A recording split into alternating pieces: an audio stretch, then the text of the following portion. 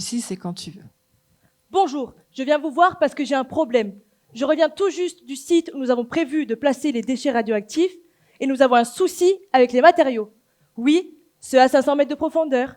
Non, ce ne sont pas les galeries souterraines qui dysfonctionnent. Tout est parfaitement stable à ce niveau-là. Oui, nous avons bien d'un côté l'argilite, une roche très ancienne, très stable, de l'autre une chemise en acier, choisie pour assurer la pérennité de l'ouvrage sur le long terme, et entre les deux, pour éviter les tensions, le matériau cimentaire. Oui, le ciment spécialement conçu et injecté entre la roche et l'acier, qui stabilise, renforce et rend l'acier passif. Donc non, le problème ne vient pas de là. D'après mes premières recherches, il viendrait plutôt des premières étapes de la vie de la chemise en acier. De sa fabrication. Bon, je ne vous apprends rien si je vous dis que pendant la formation de l'acier à 1000 degrés, l'oxygène a interagi avec lui, sans surveillance. Ah ben ça n'a pas manqué, l'acier est complètement altéré, méconnaissable. Ah mais l'interaction a été tellement violente que sa surface autrefois brillante s'est oxydée et la chemise a viré à l'orange.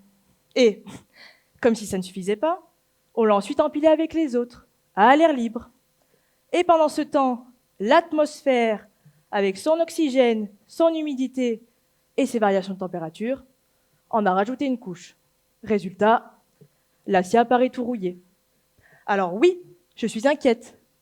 Ah ben j'ai bien peur que toutes ces transformations de surface, toutes ces taches oranges apparues avant même le positionnement de la chemise sous terre, changent le comportement de l'acier face à la corrosion, le rendent plus réactif au chlorure, et le détruisent. Pardon ? Ce que j'envisage ?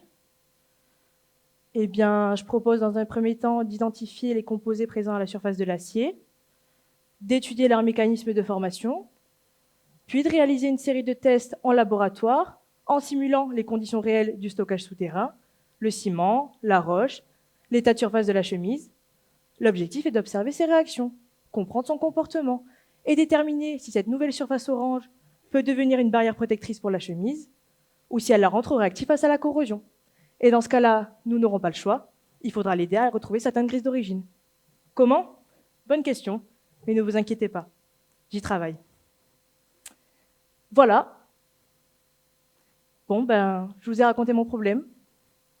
Pardon ? Vous ne pouvez rien faire pour moi ? Attendez, je ne suis pas au bureau des chemises déteintées endommagées ? Je suis aux ressources humaines ?